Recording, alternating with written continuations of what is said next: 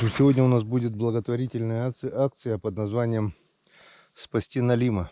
Так что мы сегодня собираем всех маленьких налимчиков и выпускаем в Печору.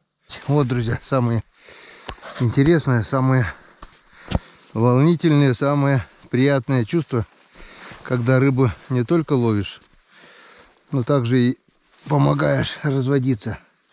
Вон, плывите. Вон сколько их. Вон сколько их.